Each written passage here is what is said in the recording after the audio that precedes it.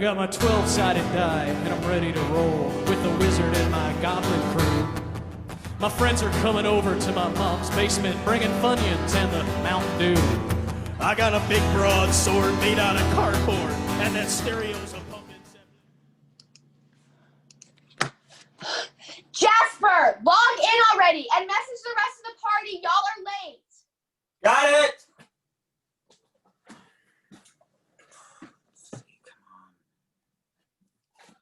All right, hey, sorry, I sent him a text. Every week. Yeah. Did you get Addie set up with her character? Oh, yeah, I talked her into playing a halfling bard. A bard? Woo! Yeah, because they like to sing and dance, and I figured she'd have fun with that or something. I don't know. Okay, just so long she doesn't try to make friends with everything. Well, yeah, she actually does try to make friends with everything now. Oh, hey. I apologize, Gertrude. My parents needed to speak with me about scheduling things this week. No worries, Oliver. I figured something was up because, you know, you're usually the only one on time. What? I live in the same house as you. You can just yell for me. But I should... Where's Kevin and Addie? Oh, sorry. I'll text them again. Let's see. Okay. Kevin's still logging in, and Addie is having some problems with the program. Hold on. I'll call her 1 second.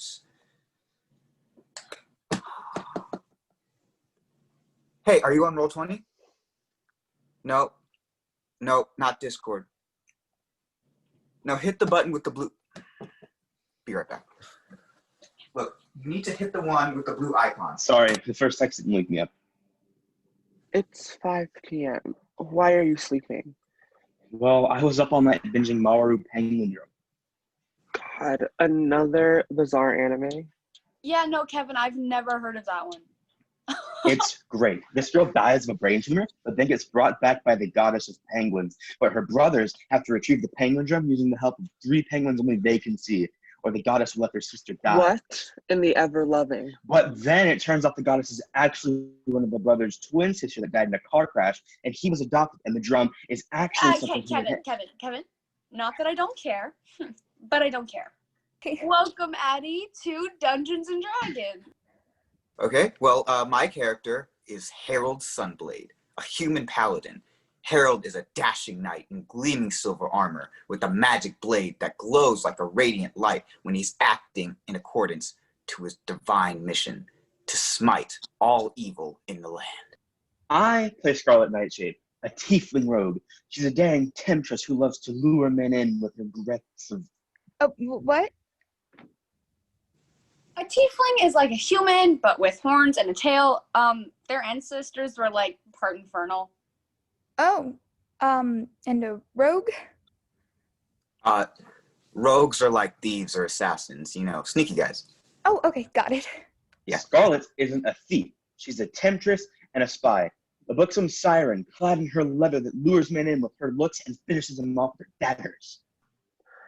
My character is Throng Spineriper, an orc barbarian. An orc is like a human, but larger, green, with tusks and more muscles. And a barbarian is a character that fights by flying into a rage. Oh, okay. There. Thanks, Oliver. Of course, Throng is a prime specimen of an orc, brimming with muscles and covered in tribal tattoos that are on full display, as he only wears like a few animal furs that he's collected from the animals he's killed with his bare hands. Well, Jasper helped me, and he said that I would really like playing a bard because they're always singing and happy and trying to make friends with everybody. And then I chose a hobbit to play because I really like the movies and they're so small and cute. It's halfling, actually. Okay, so then I'm a halfling bard named Rala Bengal Bramblebush. We call her Rala for short. Or Bengal. Oh, I like Bengal. So, Bengal it is. Our adventure takes place in the magical realm of Oros, a land brimming with mystical secrets hidden away in ancient tombs and fantastical beasts lurking at the edges of dark enchanted forests. You have just returned to the tower of Melora the Mage, an elder elven woman who has advised you on many of your past adventures. You've come due to an urgent message sent to you by Raven. Hello, my brave friends. Thank you for coming so quickly. Of course, Melora. Many times have you aided us. It is only just that we come in your hour of need. What's in it for us? Don't say we find out what Maid Lady want before we ask payment. I love your voices. Oh, well, you can do one too.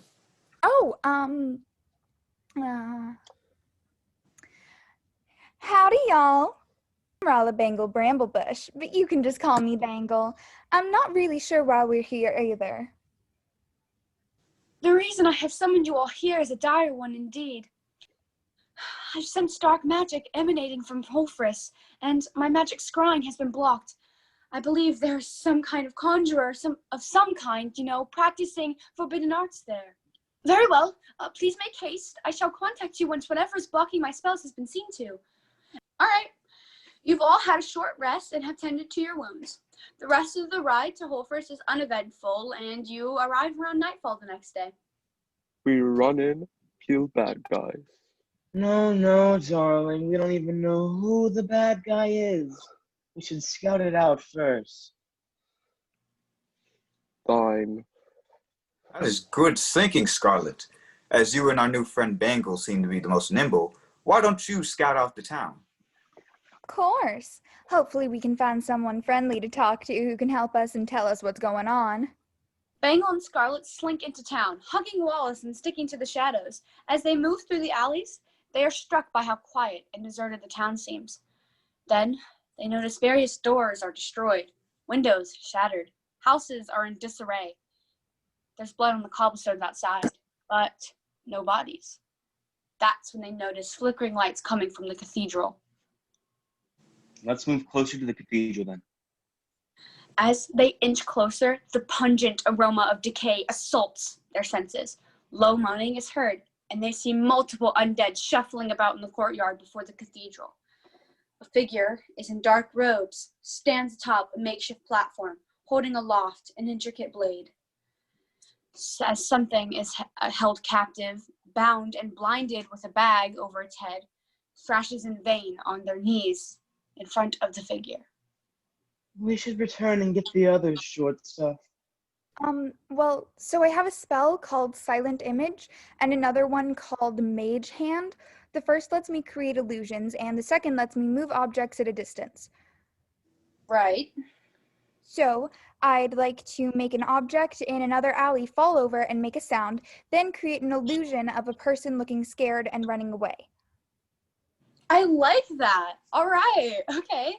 So, there is a sudden clatter as you knock over some crates in another alley. The figure with a knife turns suddenly and points.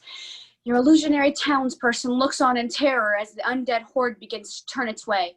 The figure yells in a raspy voice, "Capture him!" Your illusion begins to retreat, and the figure, the horde chases after. All right, Scarlet and Bangle rush over, cutting the bindings from the captive and removing the bag from their head. It's a boy, maybe in his young teens. He's gagged and tears run from his eyes. We're here to save you, sugar. We'll take the gag out as soon as we're safe. You manage to sneak back to the others with the boy in tow. Once you get back, he pulls out the gag and falls to his hands and knees, sobbing. What happened? The town is overrun with zombies. A robed figure is about to sacrifice this boy, but we saved him. Don't be so humble, Bangle, dear. Your quick thinking saved him. The boy looks up at Bangle and nods appreciatively. He coughs a bit as he tries to regain some composure and says in a weak voice, Thank you. I'm Liam. My family, they were all killed and brought back as those monsters. The woman there, she's the new priestess, but she She's a monster. He begins to weep again. Wrong, Cardinal. We kill bad woman. Thorn begins to walk toward the town, determined. Well, there's nothing holding him back when he's like this. You move through the town, a few zombies in your way, which Thronk and Harold easily dispatch. Scarlet sneaks ahead and spots a choke point where a group of zombies would have been able to surround you all, but she guides you around behind them and uses the terrain to your own advantage. Bangle is keeping a lookout for the priestess, but never seems to spot him. You'll all make it to the cathedral, but the place is oddly barren. It seems as though the priestess has used zombies as a diversion and made her escape. So, you're not sure where the priestess may have gone. Shortly after that, you hear a swirling of arcane magic, and an image of Melora appears before you. Well done, heroes! Whatever was blocking out my magic has disappeared. 'Twas a vile necromancer, a priestess turned evil that killed villagers, brought them back as undead, and performing sacrifices. This is most troubling to hear. And with that, we will wrap the session. Awesome. Yeah, that was fun. How did you find it, Addie? It was fun. I'm not as good as you guys yet, but I really liked it. You're doing fine. I thought, seriously, like, Addie, I thought your plan to save Liam was really good. I figured he was gonna die. Like, that's how I planned it, so. Oh, thank you. All right, everybody, same time next week. Alrighty. Bye, guys. Hi. Yo, Hey. how are ya? Good, how are you? Where's Dirt? Not sure. I'll go check on her. Just give me a second. Kevin, what's on your head? Hmm? What's on your head? It's a Hitiate from Naruto. It's what the shinobi wear. Hey, sorry everyone. I'm just playing catch up with a bunch of stuff. Oh, No worries, dude. We got to hear some fun facts about Naruto. So sorry. So you guys check back to her tower, and she thanks you for the starts. She thanks you and starts to cast the spell. She finishes and looks at you all in alarm. I'm afraid I have terrible news. I've pinpointed the necromancer's energy and know where she is. Well, that's great news. We can track down the villain and bring her to justice. But her aura is coming from Worm's Barrow. It's the resting place for an ancient dragon. If she's using necromantic energy in an area of such power, I fear what she may be capable of. Throng not afraid of zombies or dragon bones. We smash tiny woman to pieces. Be careful. I'm not sure what her plans may be. With that, she marks Worm's Barrow on your map and hands you a sending stone. This stone is used to contact me once a day. Use it if you should run into trouble. Do not fear, Melora. We shall vanquish this fiend and contact you when we know that good has won. With that, you all head out on the road of Worm's Barrow. It's about a week's ride. As you get closer, there's a stink of death in the air. The sky seems to grow darker, and you all feel like your shadows are abnormally large. You come to the large mound, and with a simple stone doorway into the earth. You hear chanting and rumbling from below. A green light flickers from the chamber ahead of you as you enter. You see a massive dragon skeleton. Around it are torches burning with eerie green flames, and the priestess stands in front of the skeleton with a spell book. The chanting is coming from her, as well as several small reptilian creatures called kobolds that have been dressed in dark robes. So she turns to you and begins to cackle. Halt, evildoer. Whatever nefarious plans you have, cease now, or we will be forced to slay you. Fools! My ritual is already done. With that, the flames from the green torches float in towards the dragon skeleton. The flames seem to build inside and around it as the skeleton moves. Bright green flames light its eyes as it stands and roars. Dracolich. Oh. A Dracolich, my friends, we should run. Harold does not stand down from a battle with evil. I will strike down your evil abomination. Drunk will smash skeleton to bone dust. Before you can attack, the Dracolich bats its wings once, flinging you all against the wall. It then turns and allows the priestess to climb atop its neck. As she does, the hood over her robe falls, and you see her skeletal form. She's a lich. What's a lich? And evil wizards that made themselves undead so they exist forever. Oh, They're pretty awful. Exactly. She grins at you, and the Dracolich seems to take flight, smashing through the roof of the barrow and soaring off into the sky. The kobold priests run at you, but you are fairly weak. They manage to busy you from taking off immediately after the lich, but you manage to kill them all. we should talk to Melora. Yes, she should be alerted. Let's use some standing stones she gave us. That's where we're going to stop for tonight. I've still got to catch up on things. All right. Thank you, Gertrude. Yeah, bye. Bye. Bye. Jasper, is Gertrude all right? She seems a bit off. Is she getting sick? Yeah, I think she might be. But I'm sure she'll be good next week. Okay, well, take care of our DM, dude. Hey, Addie, I'll send you those subs, okay? Yeah, thanks. Bye. All right. See ya.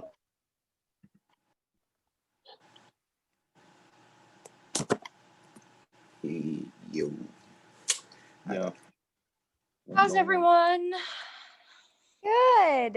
Jasper came over and made me dinner for our 6-month anniversary yesterday. Your brother can actually cook, Gert. Yeah, we used to cook a lot together. Yeah, Gert taught me everything I know from when she was in culinary school. So. I didn't know that you were in culinary school. Yeah, I didn't finish it though. I'm taking a year off.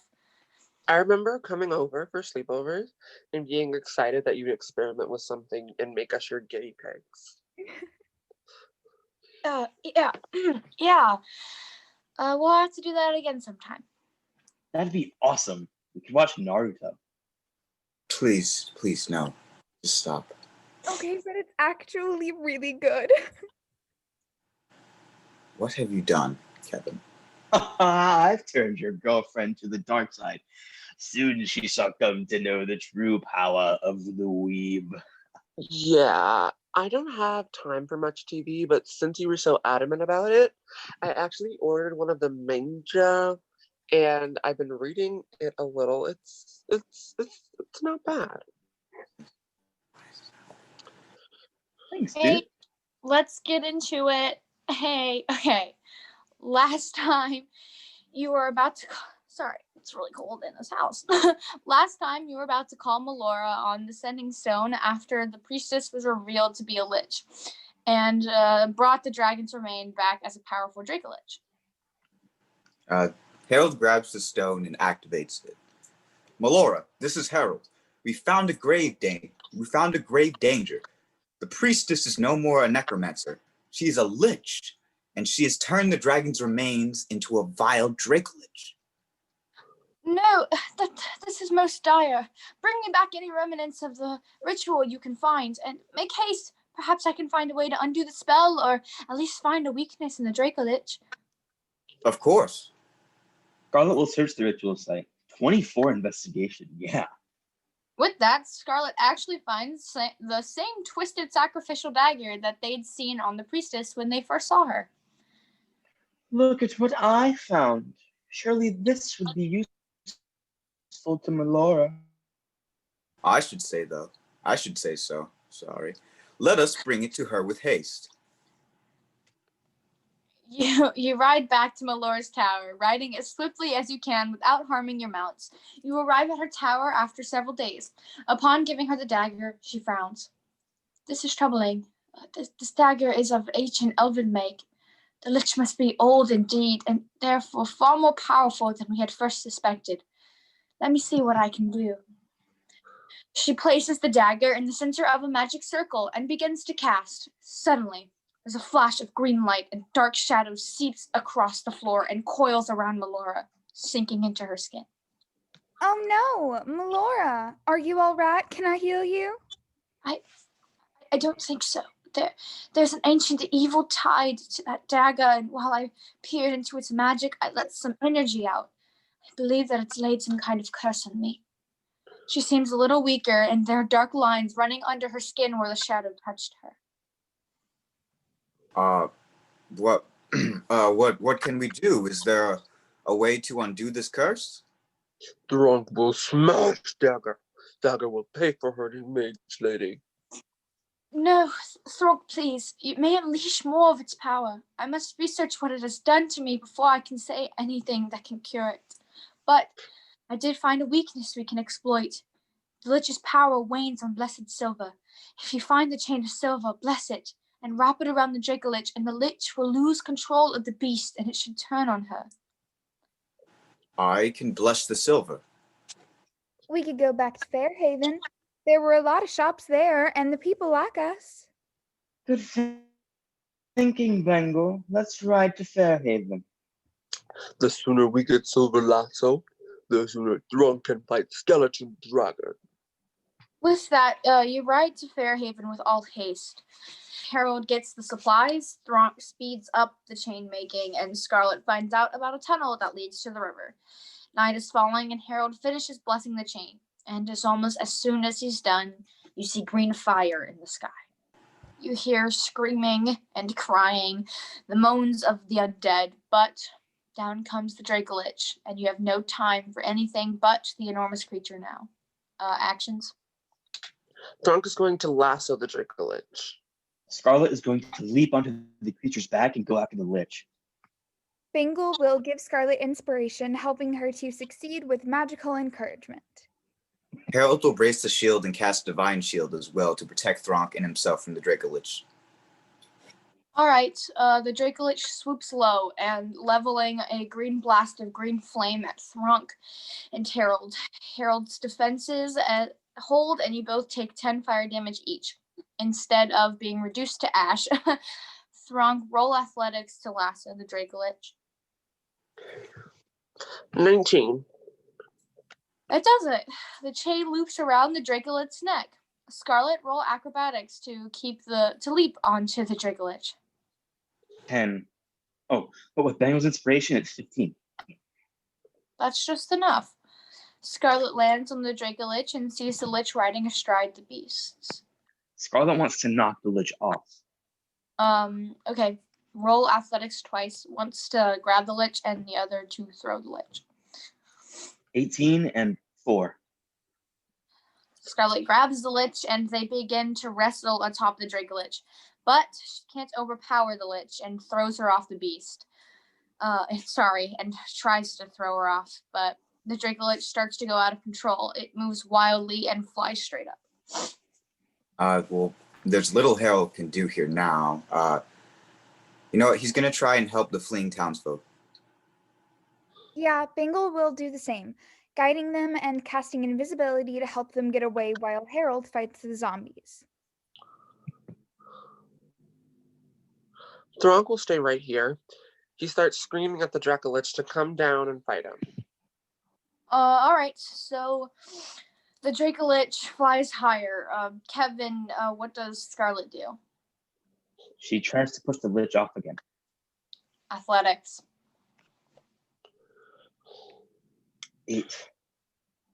Still no luck. Scarlet can see the Lich starting to scramble towards the chain with the knife. If she cuts the chain, the Dracolich will be back under her. I have the Lich in grapple, right? Yeah. Can I throw myself off the Dracolich with the Lich instead of pushing? You're really, really high up. Scarlet will die, most likely. Mm-hmm. Yeah, but Scarlet does it anyways. What? Holy crap. It's a good way.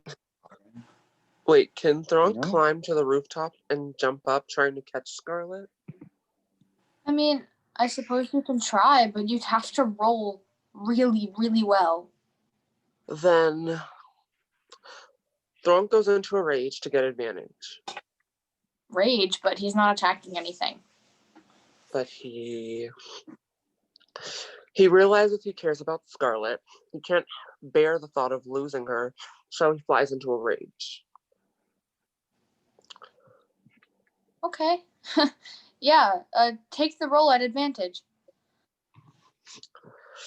Natural 20. Yes. Hell yeah.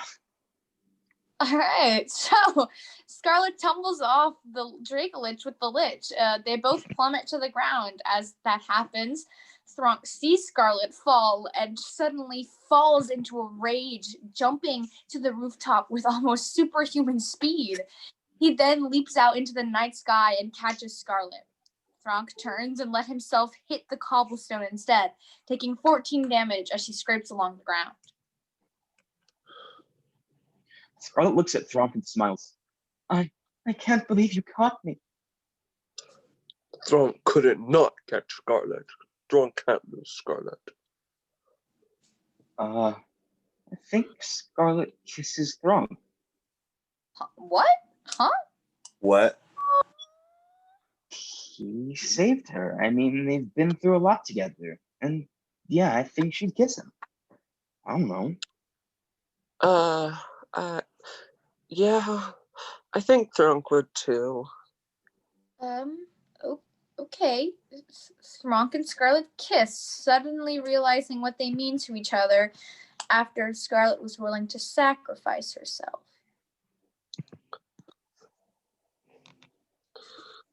Yay, I love it. All right. The Lich is nowhere to be seen, though. Your sending stone begins to charm. The voice of Melora, weak, tired, rings out. My friends, I've discovered the effect of my curse. Any use of my magic now painfully drains my life, and I live as a commoner. Either I live as a commoner or extend my magic and die in agony. I'm sorry. You're on your own. Gert, what do you... And that's gonna wrap the session. I'll see you all next week. Okay, see you. Hey, Uh, everything okay? yeah, Gert's gonna... We're not doing a game this week. We're canceling. Oh no. What's up?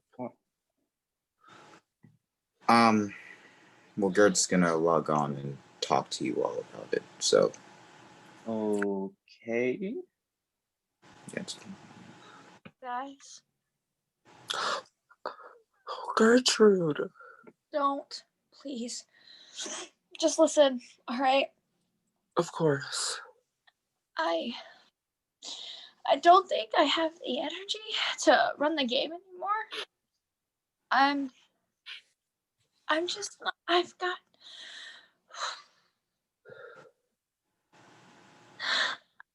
Do you? I mean, are you doing chemo? Gertrude. I wish. Do you know if... I'm so sorry. I just need time to focus on me. And I want you guys to know it's been fun. Even when I had to give up school and to be able to do treatments. It was a good escape with you guys. But I can't keep it up. I may be staying in the hospital soon. I'm sorry. I've got to go.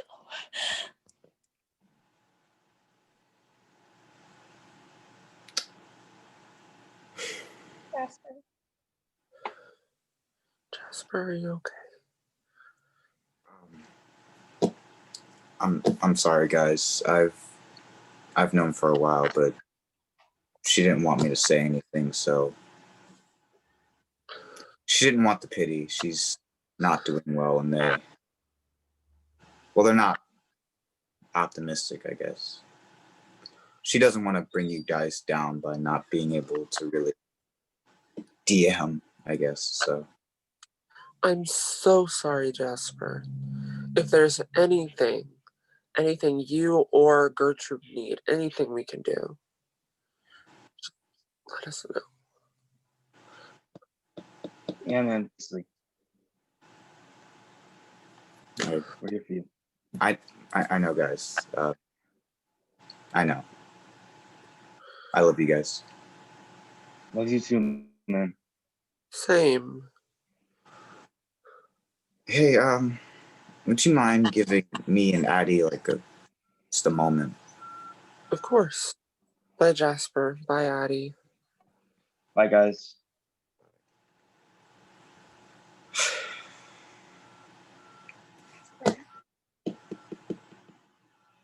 Look, Addie, I am so sorry. Why? Because I wanted to talk to you about it, but Gert really didn't want people to know. And I don't want to keep secrets from you. I really don't. I mean, we shouldn't No, keep I secrets from don't each other, but want sorries. No. You were doing what your sister wanted. You love her, and I love you for doing what she wanted. And even though you wanted to talk, are you no, okay? no, I'm not okay. I've been holding it in. Swear to God, I just want to. Or And the stupidest thing about all of this is I'm gonna miss this damn game so much. what? Can you believe that? Like my sister is dying, and I'm gonna miss D&D. It's important. It's stupid. No, it's not. It's a world that she built for you and your friends and me. She built a world for us to play in, a world where we could all just escape, and that's not. Yeah.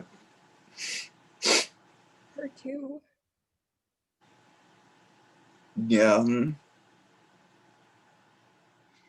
You want to come over?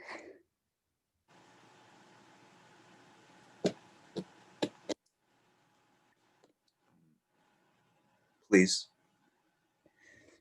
Of course.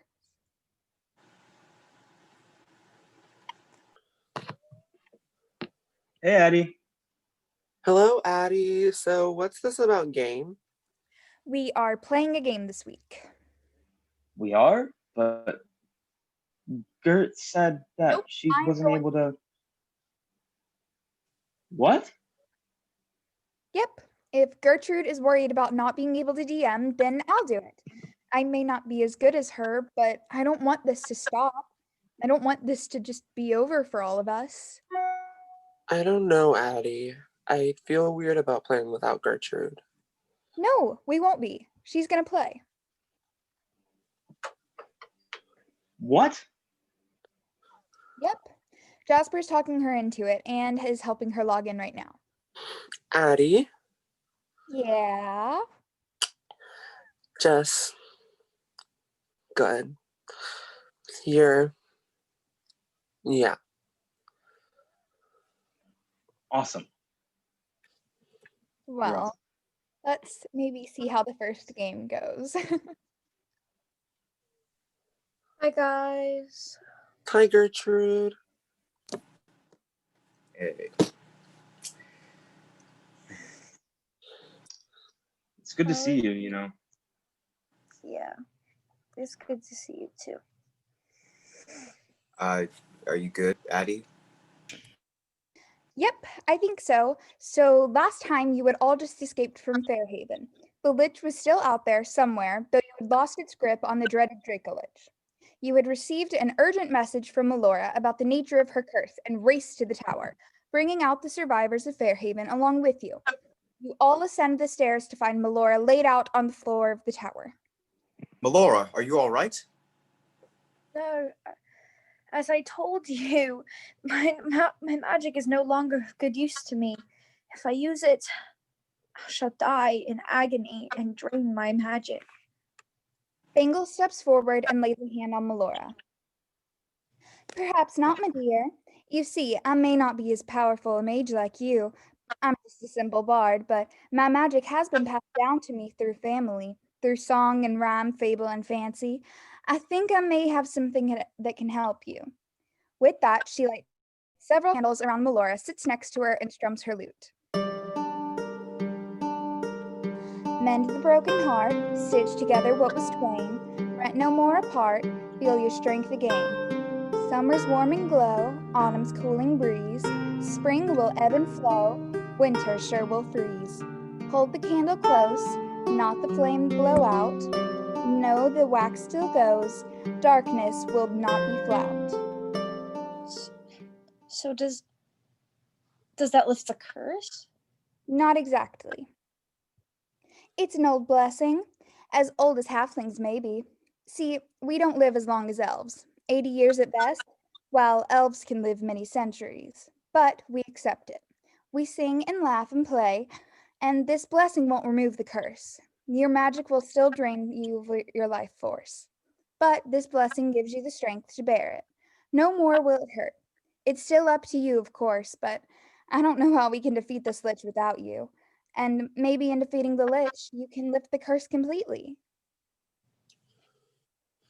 Thank you, Bangle. Rather, Bangle, you're a surprising little person. Thanks to you, sweetheart. Remember, I'd have been stuck in that goblin cave if it weren't for you. Maybe. I'm afraid I need to stay here. So Why? I need to do what us bards do best. Inspire. Help the people believe that there's hope. These people from Fairhaven, they're going to need a lot of that. So I'm going to stay here, help them get settled. Help them to cope with what they've been through, what they're going through. But there is one more thing I can help you with. She pulls out a scrap of fabric.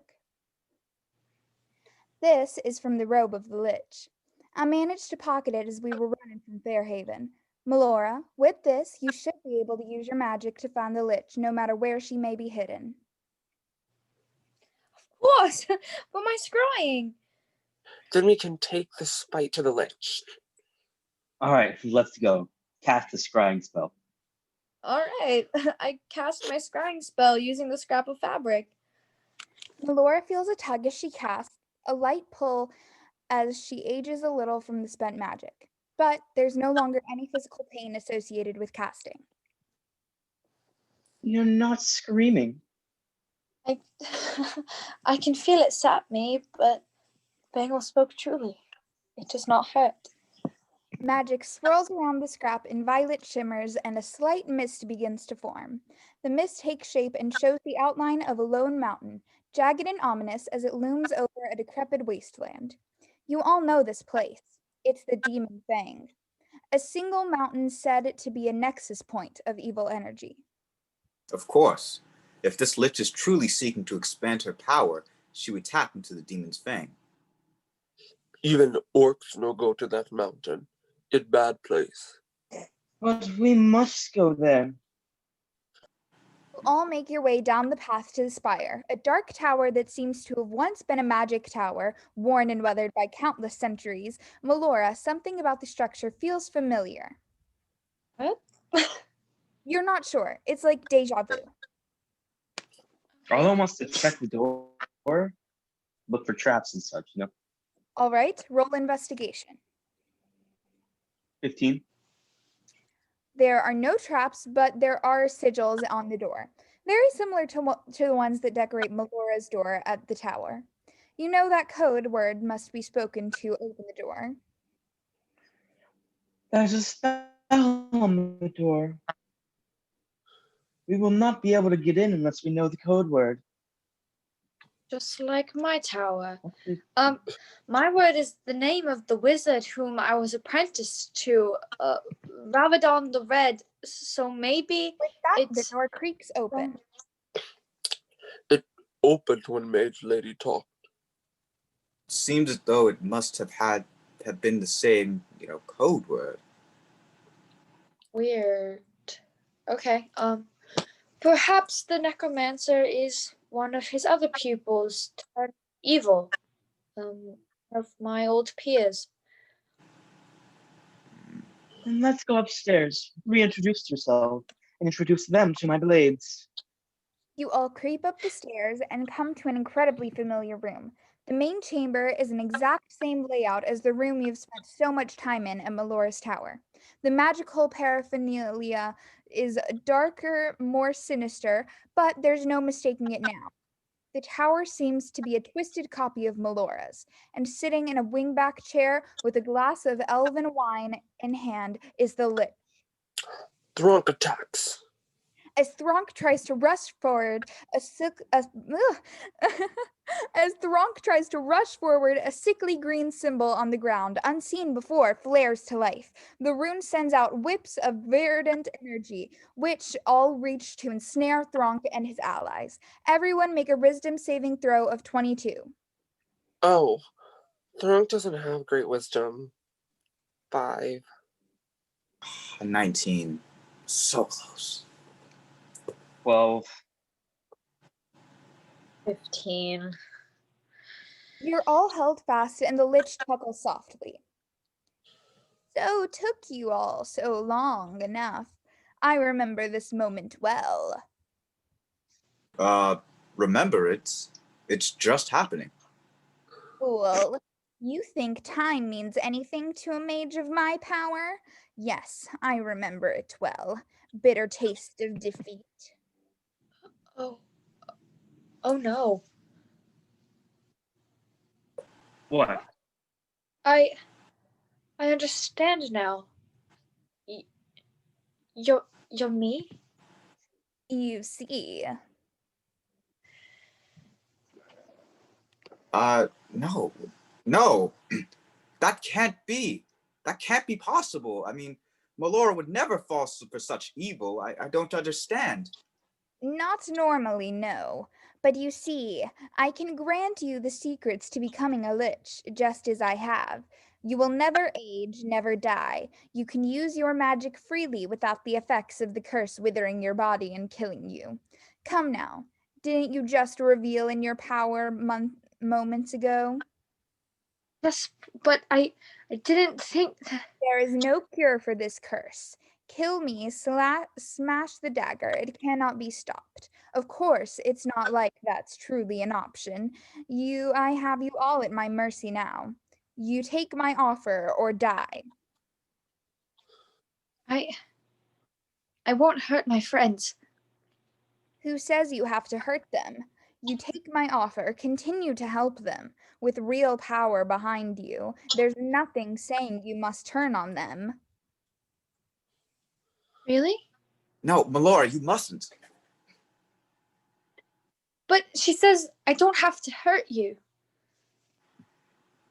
I wouldn't trust that. There are older versions. Where are the older versions of ourselves? They're nowhere to be seen. Mage Lady is not bad, but what Lich Lady became is very bad. Thronk think Mage Lady slowly change. But otherwise she'll kill us all. Quite right. So, it seems you've made up your mind. I have. Then join me. I shall show you the secrets of the universe. The green energy releases Melora and the Lich gestures forward. I've made up my mind to spend all my magic here and now, to burn myself out and never fall into such wretched depths as you. Melora is going to cast everything she has, every spell in rapid succession, draining herself so that she can't become the Lich.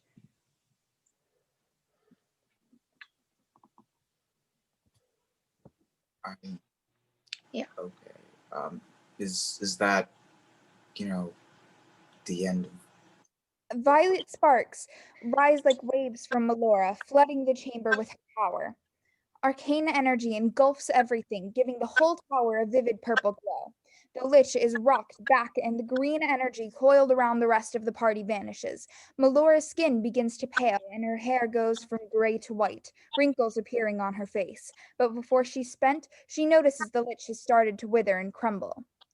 No! How could you refuse? I didn't. You want to die. No, of course not.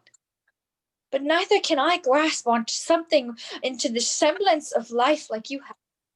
You're a dead thing, devoid of joy. I'd rather live out the brief existence with my friends, the people I love, than have eternity alone. The lich stares at you, uncomprehending before finally crumbling to dust and is softly blowing away. Melora stands, aged but alive. You did it. But look at what it's cost you. Poor mage lady. You did good. You made a hard choice. Why are you so down? What's wrong with you all?